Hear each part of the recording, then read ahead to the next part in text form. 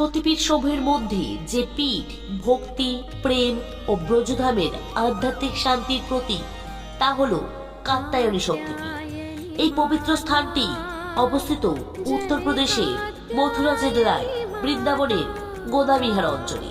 পুরাণ মতে দক্ষ যজ্ঞের পর মাতা সতীর নিথর দেহ যখন মহাদেব বহন করেছিলেন, তখন বিষ্ণুর সুদর্শন চক্রে দেহ খণ্ডিত হলে এই স্থানে পতিত হয় সতীর কেশগুচ্ছ। এখানে দেবী পূজিতা হন মাতা কাত্যায়নী রূপে, যিনি উমারই এক শক্তিময় প্রকাশ। আর ভৈরব পূজিত হন ভূতেশ নামে। বিশ্বাস করা হয় যমুনা তীরে এই স্থানে ব্রজের গোপীরা শ্রীকৃষ্ণকে স্বামী রূপে লাভের জন্য দেবী কাত্যায়নীর পূজা করেছিলেন। শ্বেত পাথরে নির্মিত এই মন্দিরটি 1923 সালের মাঘ পূর্ণিমায় স্বামী কেশবানন্দজি প্রতিষ্ঠা করেন। এখানে দেবীর খড়গ বা উচ্চআল চন্দ্রহাস বিশেষভাবে পূজিত হয়।